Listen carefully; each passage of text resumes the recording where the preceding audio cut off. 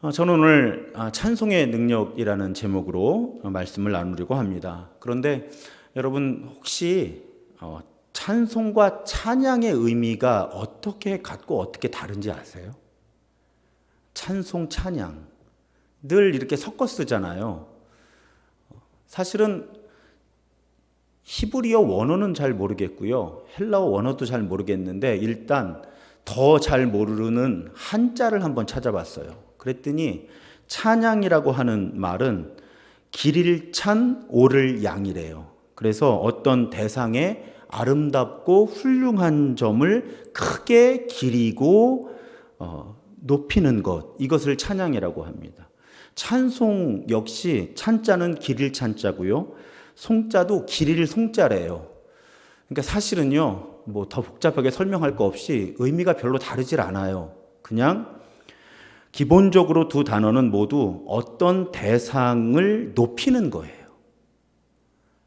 그러니까 우리가 하나님을 찬양한다, 하나님을 찬송한다 할 때 모두 우리는 하나님을 높이는 것이죠. 사실은 하나님 외의 대상에도 사용이 되기도 해요. 우리 왜 김일성을 찬양한다 할 때도 찬양이라는 말을 쓰잖아요. 그러니까 어떤 대상을 높이는 것인데 우리 기독교인들이 사용할 때 찬양은 하나님의 이름을 높이는 것이다. 찬송 역시 하나님의 이름을 높이는 것이다. 그래서 시편 146편 2절에 보면 나의 생전에 여호와를 찬양하며 나의 평생에 내 하나님을 찬송하리로다.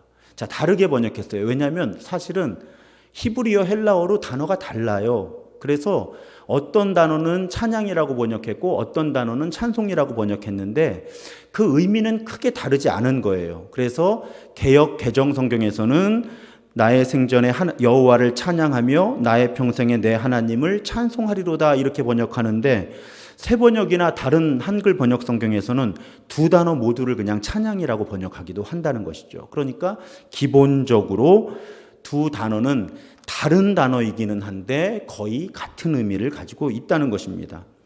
그런데 단어라는 게 또 그래요. 다르게도 써요.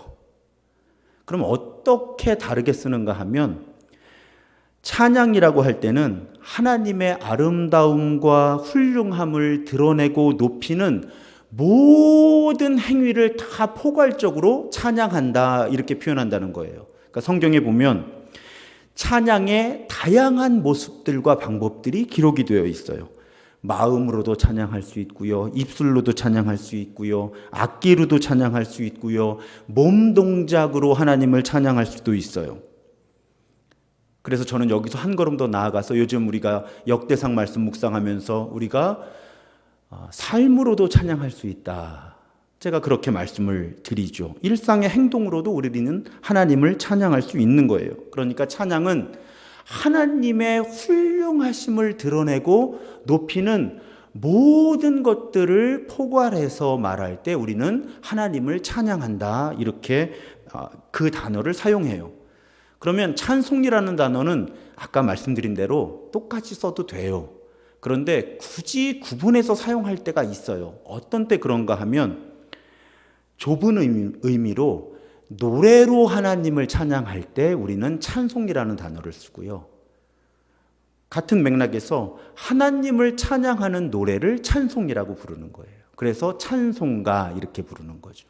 그러니까 찬양과 찬송은 같은 의미인데 굳이 구분해서 쓸 때는 하나님의 이름을 높이는 모든 것들은 다 찬양이고 그 가운데 하나님의 이름을 노래로 높일 때 우리는 찬송한다. 이렇게 굳이 구분할 필요가 있을 때는 그렇게 사용한다고 하는 것입니다. 그러니까 찬송이라는 단어의 의미가 이렇게 크다면 찬양이라고 하는 단어의 의미가 이렇게 크다면 찬송은 어떤 때는 같은 범위에 해당되기도 하지만 어떤 때는 노래라는 영역으로 이렇게 한정해서 찬송이라는 단어를 사용한다고 하는 것이죠.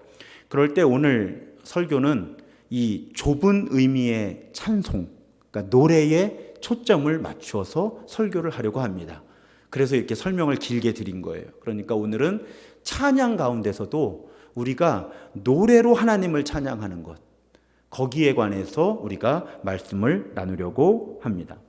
여러분, 음악 치료라고 하는 거 들어보셨어요? 음악 치료. 음악 치료라고 하는 것이 있어요. 우리나라에도 학부와 대학원에 아예 전공이 따로 편성이 되어 있고요. 그런 전공을 한 분들이 음악 치료사가 돼요. 그럼 음악 치료사가 하는 일이 무엇인가 하면 어떤 사람, 그러니까 치료예요. 문자 그대로. 정말로 치료. 그러니까 마음의 상태가 나빠졌을 때 이것을 치료하는 목적으로 음악을 사용할 때 음악 치료라고 하는데, 제가 이번에 오늘 말씀을 준비하느라고 이 정의를 알아보니까 신체 건강을 회복시킬 때도 음악을 사용한다고 해요. 그러니까 음악 치료라고 하는 것은 치료적인 목적으로, 즉 정신과 신체 건강을 회복시키고 유지시키고 향상시키기 위해서 음악을 사용하는 것을 음악 치료라고 합니다. 요즘에 젊은 분들 가운데 특히 음악을 전공하거나 관심 있는 분들 가운데 이 음악 치료에 관심 있는 분들이 상당히 많이 있어요. 근데 여러분, 그런 실험 결과들도 가끔 나와요. 음악을 틀어주니까 이 가축들이 소나 돼지나 잘 자라더라는 거예요. 그런가 하면 식물들을 대상으로 한 실험도 있어요. 클래식 음악을 틀어주니까 식물들이 이렇게 잘 자라더라 하는 그런 연구 결과들도 가끔 나옵니다. 그러니까 음악 치료라고 하는 것이 학문성이 있는 거예요. 근데 여러분, 성경에도 음악 치료사가 나오죠. 딱 누가 생각나세요, 지금? 다윗. 우리 사무엘상 16장에 보면 어떻게 묘사가 되어 있는가 하면 사울에게서 하나님의 영이 떠나고 악한 영이 사울을 괴롭히는 상황이 있죠. 그때 여러분, 신하들이 왕에게 제안을 하는 거예요. 뭐라고 제안을 하는가 하면 수금을 잘 타는 사람 하나를 구하에 오라고 우리에게 명령을 내려주십시오. 그러면 저희가 수금 잘 타는 사람을 찾아올 텐데 그 수금 잘 타는 사람이 수금을 타면 왕이 회복될 것입니다. 그러니까 우리가 뭘 알 수 있어요? 지금 신하들이 음악 치료를 왕에게 제안을 하고 있습니다. 그러니까 고대 시대에도 음악 치료가 존재했었다고 하는 사실을 우리는 아주 합리적으로 추론할 수 있어요. 그리고 실제로 신하들이 물어 찾아온 사람이 다윗이죠. 그리고 다윗이 수금을 탈 때마다 사울에게 악한 영이 와서 괴롭히다가 악한 영이 떠났다, 그렇게 기록되어 있어요. 여러분, 그 본문에서는 의도적인 것인지 모르겠는데 찬양이나 찬송이라는 단어가 사용되고 있지 않아요. 그냥 악기를 탔다, 그러면 사울에게서 악한 영이 떠났다. 그러니까 사실은 넓은 의미에서 음악 치료가 맞아요. 음악으로 악한 영이 떠나는 일이 성경에 기록이 되어 있는 것이죠. 그러니까 가만히 생각해 봤어요. 하나님을 인정하지 않고 하나님을 찬양하는 내용을 담고 있지 않은데 음악이 치료하는 힘이 있어요. 그러면 하나님이 그 음악을 가지고 치료하시려고 하면 얼마나 더 잘 치료하시고 치유하실 수 있을까, 그런 생각을 하게 되었어요. 그러니까 하나님 없는 세상에서도 음악이 치료하는 효과가 있다고 학문적인 체계까지 만들어졌다면 음악은 분명히 하나님께서 치료하시는 도구가 될 수 있다는 것이죠. 그러니 하나님의 이름을 높이는 찬양이 얼마나 능력이 있겠어요. 하나님의 이름을 높이는 찬양을 우리가 부를 때 하나님이 그 찬양을 통해서 얼마나 크신 일을 이루실 수 있을까 하는 것, 우리는 사실은 충분히 알 수 있다는 거예요. 우리 다시 정리해요. 세속적인 학문에서는 음악에 치료하는 힘이 있는 거예요. 근데 우리는 다른 고백을 해요. 하나님께 치유하는 능력이, 주권이 있으신 거예요. 그런데 그 하나님이 음악을 사용하신다면 하나님의 이름을 높이는 찬양은 얼마나 능력이 있을까? 그 전제를 가지고 우리가 오늘 말씀을 풀어나가는 거예요. 그러니까 저는 항상 좀 여담이지만 우리 언어에서 주어를 자꾸 하나님으로 바꿔야 된다. 제가 설교하면서 자주 그런 말씀을 드리죠. 그러니까 음악에 치료하는 힘이 있다. 이건 교회 밖의 언어와 학문체계예요. 그런데 우리는 그 주어를 하나님으로 바꿔보는 거예요. 그러면 하나님께서 치료하신다, 치유하신다. 하나님께서 음악을 도구로 사용해서 치유하신다. 그렇다면 하나님이 찬양을 통해 얼마나 큰 일을 이루시겠는가. 우리는 우리의 지식으로도 또 믿음으로도 그렇게 고백할 수 있다는 것입니다. 그 가장 강력한 증언 중에 하나가 오늘 본문이죠. 오늘 본문 많이들 이해하고 계신 그런 이야기예요. 바울과 실라가 복음을 전하던 가운데 어떤 기적을 행했는데 그것 때문에 고소를 당해서 매를 맞고 옥에 갇히죠. 그래서 간수가 그들을 감옥에 가두는데 여러분 성경에 보면 묘사가 이 극적인 반전을 이루기 위해서 보면 그냥 감옥에 가두었다고 되어 있지 않고 깊은 감옥에 가두었다 이렇게 되어 있고요. 그 다음에 발을 찾고 이렇게 왜 나무나 금속으로 되어 있어서 발 넣고 이렇게 잠가버리는 그 착고에 채웠는데 본문에 보면 착고에 채웠다라고 되지 않고 든든히 채웠다. 굳이 그렇게 표현하고 있는 거예요. 왜요? 그래야 조금 있다가 일어나는 반전이 강하게 드러나죠. 지금 감옥도 그냥 헐렁헐렁한 감옥이 아니라 이게 뭐 지하 몇 층인지는 모르겠는데 왜 깊은이라는 표현을 썼을까요? 나오기 어려운데 가뒀다는 뜻이고요. 착고도 그냥 채웠다 해도 충분히 의미가 전달될 텐데 든든히 채웠다라고 굳이 성경이 기록을 하고 있는 것이죠. 그런데 한밤중에 바울과 실라가 뭘 해요? 기도하고 하나님을 찬송합니다. 찬송한 거예요.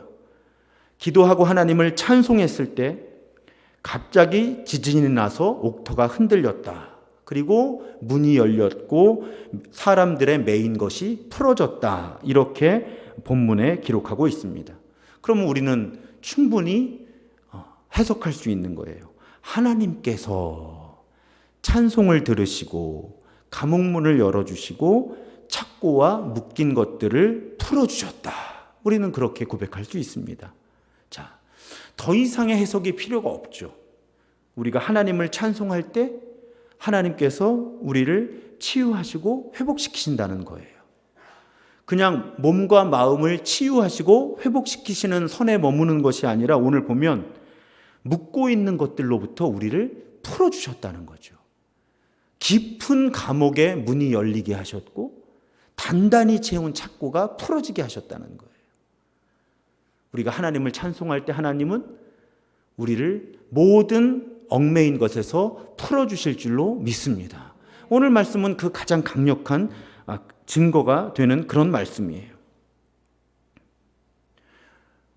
자, 왜 그러셨을까?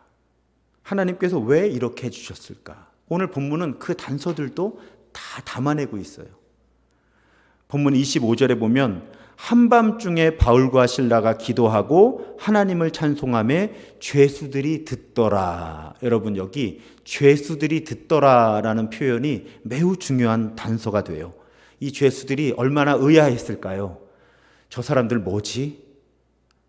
지금 고소당해서 흠칫 두드려 맞고 그리고 감옥에 갇혔고 그 발이 채워져 있는 사람들인데 지금 뭐 소리 들려서 뭐 하나 했더니 기도하고 또 뭐 소리 들려서 뭐 하나 보니까 하나님을 찬송하고 있는 거예요. 아마 짜증을 내는 그런 죄수들도 있었겠죠. 뭐 하는 짓이냐고, 잠 좀 자자고. 그런가 하면 또 의아해하는 사람들이 있었을 겁니다. 그런데 짜증을 내든 죄수들이든 의아한 죄수들이든 잠시 후에 놀라운 체험을 하는 거예요. 어떤 체험이요? 여러분 바울과 실라가 갇혀있던 감옥문만 열린 게 아니고요. 다 열렸다고 되어 있고요. 바울과 실라가 묶여있던 착고만 풀린 게 아니고요. 모든 사람의 매인 것이 다 벗어졌다고 되어 있어요. 자, 하나님은 보여주고 싶으셨던 거예요. 그래서 그냥 찬양이 아니라 찬송을 불러야 돼요. 왜? 그래야 들리잖아요. 마음으로만 찬양하는 거 가지고 안 되는 거예요. 왜? 그래야 바울과 실라뿐 아니라 그 소리를 듣고 그 광경을 본 모든 사람들이 알게 되는 거예요. 하나님이 풀어주시는 거구나. 그래서 하나님이 들리는 기도와 찬송에 반응하시기가 쉽다는 거죠. 왜? 여러분, 이제 2년 동안 수요 치유 예배 저랑 드리셨으니까 치유의 원리의 핵심을 아시죠? 하나님이 하나님 되심을 드러내실 때 우리를 치유하신다. 우리를 회복시키신다. 우리를 자유케 하신다. 왜? 그래야 표적이 되니까. 그러니까 여러분, 이 원리를 우리가 잘 이해해야 되는 거예요. 게다가 오늘 이 이야기는 사실은 가장 오늘 본문 가운데 가장 유명한 성경 본문은 뭐죠? 주 예수를 믿으라. 그리하면 너와 내 집이 구원을 얻으리라. 자, 간수가 당황한 거죠, 지금. 왜요? 큰일 났잖아요. 그런데 이 사건을 통해서 이 간수가 복음을 듣게 되죠. 그리고 이 간수뿐만 아니라 자기 가정에 있는 사람들까지 다 세례를 받고 예수를 그리스도로 고백하게 되잖아요. 하나님이 이 일을 이루셔야 되는 거예요. 그런데 모든 사람이 이 일이 하나님이 이루시는 걸로 알 수 있어야 돼요. 그럴 때 하나님이 도구로 사용하시기 가장 좋은 것이 보이고 들리게끔 하나님께 기도하고 찬양하는 것이죠. 그래서 하나님이 기도와 찬양에 반응하시기가 하나님 입장에서, 제 표현이 좀 인간적일지 모르지만 하나님 입장에서 좋으신 거예요. 그래서 여러분, 엄밀히 말하면 치유하고 회복시키시고 자유케 하시는 건 하나님 맘이에요. 그렇잖아요. 하나님의 주권이에요. 이건 우리가 어쩔 수가 없어요. 치유의 주권과 능력은 하나님께 있는 거예요. 그러니까 우리가 기도하지 않고 찬양하지 않아도 하나님은 치유하시고 회복시키시고 메인 것에서 우리를 풀어주실 수 있어요. 그리고 실제로도 풀어주세요. 그런데 하나님은 우리가 기도하고 찬양하기를 원하세요. 왜? 우리가 기도하고 찬양하고 하나님이 이루어주시면 기도하고 찬양한 사람이 쉽게 알 수 있는 거죠. 아, 하나님이 내 기도에 반응해 주셨구나. 하나님이 내 찬양을, 내 찬송을 들으시고 하나님이 일하셨구나. 그런데 기도하고 찬양한 당사자들만 알게 되는 게 아니라 그 기도와 찬양을 보고 들었던 사람들 같이 함께 고백하게 된다는 거예요. 하나님이 해주셨나 봐. 그래서 하나님이 찬양을 기뻐하시는 거예요. 그런데다가요, 더 쉽게 설명을 하면요, 칭찬 싫어하는 사람 없어요. 입에 발린 칭찬 아니라면. 마음을 담아서 하는 칭찬을 싫어하는 사람이 없죠. 여러분, 하나님이 오죽하면 성경에서 이 백성을 내가 왜 지었는가 하는 표현 가운데 하나가 나를 찬송하게 하려 함이라 라고 출애굽기에 말씀하시잖아요. 시편 22편 3절에도 보면요, 이스라엘의 찬송 중에 계시는 주여 주는 거룩하시나이다. 하나님이 찬송 중에 거하신다는 거예요. 하나님이 얼마나 찬양을 좋아하시는 거예요. 얼마나 찬송을 좋아하시는 거예요. 그래서 시편 기자의 고백을 통해서도 이스라엘의 하나님은 찬송 중에 계시는 분입니다. 우리의 찬송을 받기에 합당하신 분이다라는 고백이고요. 하나님이 우리를 지으신 목적은 하나님을 찬송하게 하기 위해서, 찬양하게 하기 위해서. 그러니까 우리가 찬양할 때 하나님은 너무 좋으실 거예요. 좋으신 거예요, 성경을 보면. 그러니까 보세요. 하나님의 하나님 되심을 드러내고 하나님의 이름이 높임을 받을 때도 찬양이 가장 강력한 도구 중에 하나가 되고요. 이런 어떤 도구적인 거 이런 거 다 떠나서 창조주가 창조주 되심을 가장 기쁘게 받으시는 순간이 예배의 순간, 예배 가운데서도 찬송의 순간. 올해 우리가 역대상 지금 읽어나가면서 제가 가장 강하게 역대상에서 묵상하고 해석하는 측면이 바로 그거잖아요. 하나님의 백성이 무엇이 다른가? 우리는 예배하는 사람들이라는 거예요. 기독교인 아니어도 성경은 공부해요. 심지어는 미국에 가면 상당히 뛰어난 하버드 대학의 성서학 교수인데 기독교인 아닌 사람들도 있어요. 성경을 학문적으로 연구하는 거예요. 그러니까 성경 공부는 기독교인이 아니라도 해요. 그렇지만 마음을 다해 하나님을 예배하는 건 진짜 크리스천 아니면 못해요. 게다가 오늘 새벽에도 말씀드렸지만 마음을 다해 하나님을 찬양할 수 있는 건 정말 하나님을 인정하고 사랑하기로 결심한 사람들 아니면 찬양 못해요. 새벽에 말씀드렸잖아요. 새로 교회에 나온 청년들에게 뭐가 제일 힘드냐 했더니 설교는 도움이 되는 이야기니까 그냥 들으면 되는데 도대체 내가 왜 이 존재를 찬양해야 되는지, 찬양 시간이 너무 괴로워서 찬양 시간에 들어와 있기 힘들어서 일부러 제가 늦게 옵니다, 이러더라는 거예요. 그렇구나. 그럼 하나님이 가장 기뻐하시는 것은, 물론 다 기뻐하세요. 그렇지만 하나님이 정말 기뻐하시는 것은 우리가 말씀을 읽고 묵상하는 것도 기뻐하시고 기도하는 것도 당연히 기뻐하시지만 마음을 다해 하나님을 찬양하고 찬송하고 예배할 때 정말 하나님의 하나님 되심이 고백이 되고 하나님이 기뻐하시겠구나. 그런 다양한 의미에서 우리가 하나님을 찬송할 때 하나님은 우리의 찬송을 들으시고 우리를 치유하시고 회복시키시고 매인 것을 풀어주시고 자유케 하시고 새 힘을 우리에게 주신다는 것입니다. 더 이상의 성경적인 증거가 필요 없지요. 근데 성경은 강력한 증언들이 몇 개가 더 있어요. 한두 가지 예화만 말씀드릴게요. 역대하 20장 이제 매일 기도회에서 곧 만나게 되실 텐데, 그래서 이 이야기를 좀 아껴뒀다가 그날 설교할까도 생각을 했지만 오늘 맥락이 찬송의 능력이 있기 때문에, 자, 역대하 20장에 보면요, 여호사밧 왕이 연합군의 공격을 받아요. 패배할 수밖에 없는 상황이에요. 병력이 형편없어요. 그런데 그때 레위 사람 야하시엘이라고 하는 사람이 하나님의 영이 임해서 예언을 해요. 뭐라고 예언하는가 하면 이 전쟁이 하나님께 속한 것이다. 두려워하지 말아라. 그러면서 전쟁에 나가는데 너희가 싸울 필요도 없이 하나님께서 이기게 하실 것이다. 이렇게 예언을 하게 해요. 그래서 여호사밧 왕이 그 예언을 정말 받아들여요. 그래서 백성들과 함께 하나님 앞에 엎드려서 하나님께 경배하고 레위 사람들, 그중에 오늘 본문이잖아요, 찬양을 맡은 사람들이 있잖아요. 하나님을 큰 소리로, 본문에 보면 심히 큰 소리로 하나님을 찬송하게 해요. 그리고 다음 날 전쟁터에 나가요. 나가서 어떻게 하는가 하면 어차피 싸워도 안 되는 거, 또 하나님의 영이 감동된 사람이 예언을 했기 때문에 정말 그 예언을 붙드는 거죠. 그래서 왕이 백성과 더불어 의논하고 노래하는 자들을 택하여 거룩한 예복을 입히고 군대 앞에서 행진하며 여호와를 찬송하여 이르기를 여호와께 감사하세 그의 인자하심이 영원하도다 하게 하였다. 이렇게 기록이 되어 있어요. 그러니까 여러분, 큰 전쟁에 나가는데 이 사람들이 하는 일이 찬송하는 것밖에 없었던 거예요. 찬송도 복잡하지도 않아. 딱 요 두 줄이면 해결돼요.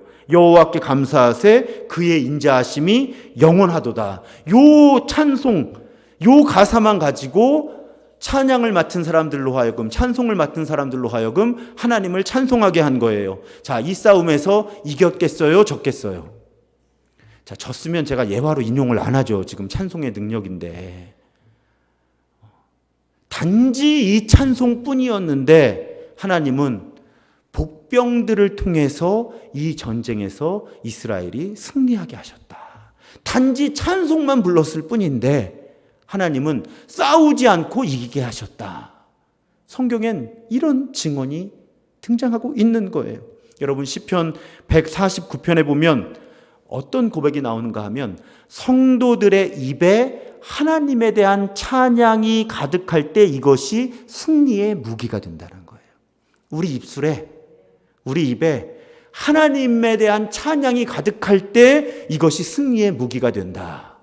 사실 요즘 제가 50년을 크리스찬으로 살았고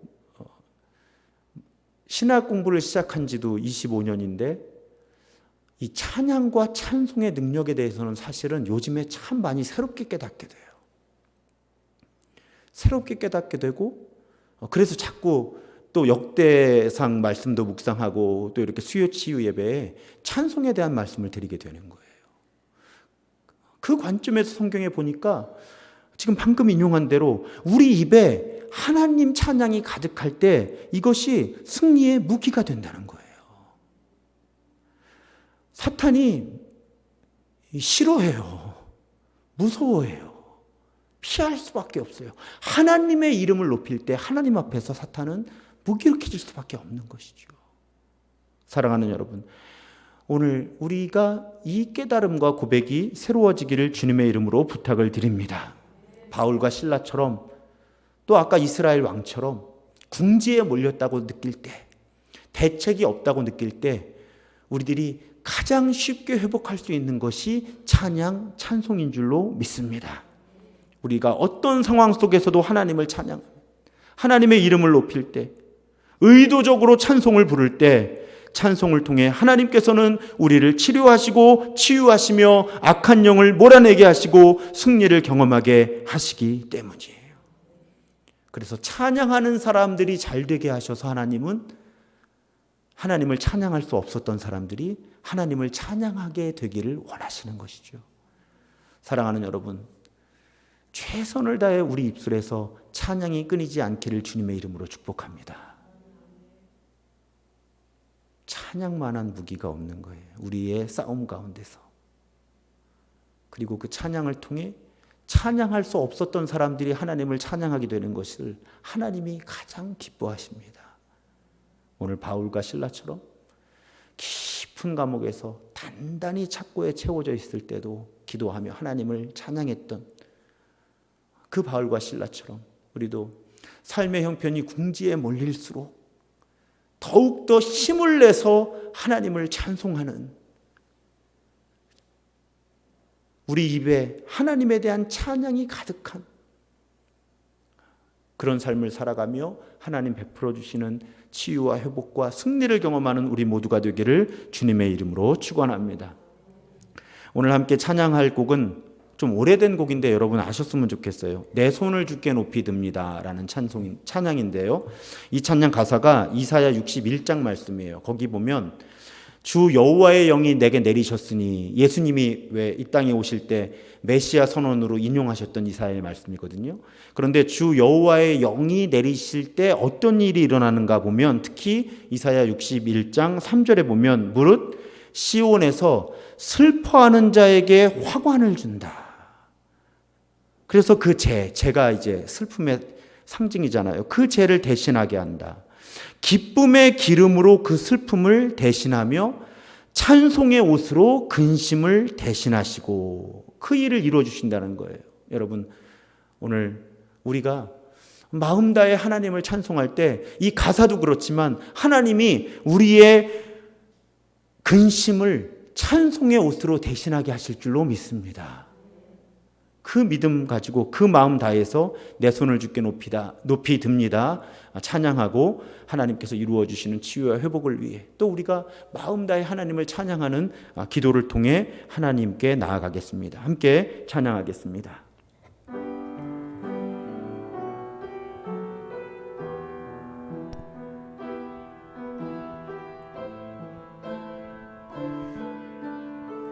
내 손을 주께 높이 듭니다.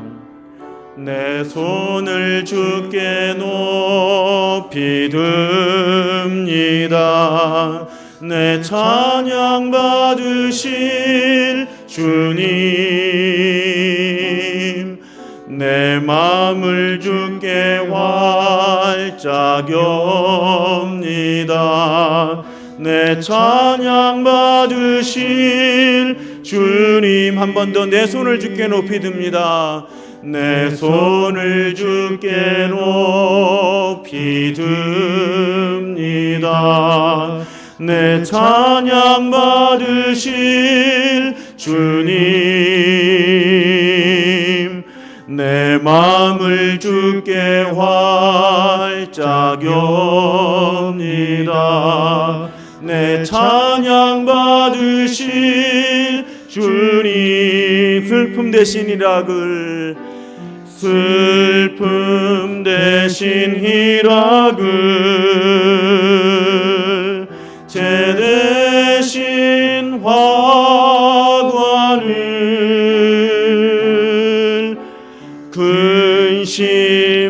대신 찬송의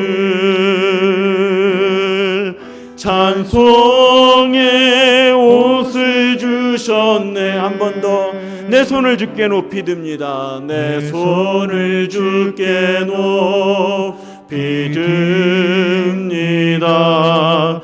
내 찬양 받으실 주님, 내 마음을 주께 활짝 엽니다. 내 찬양 받으실 주님, 슬픔 대신 희락을, 슬픔 대신 희락을,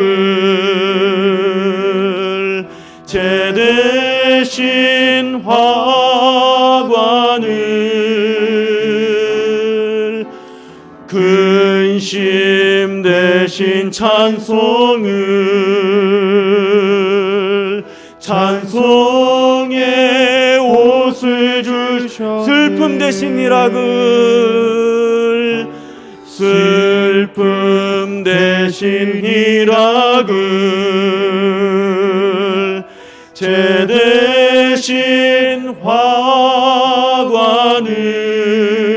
화관을, 근심 대신 찬송을,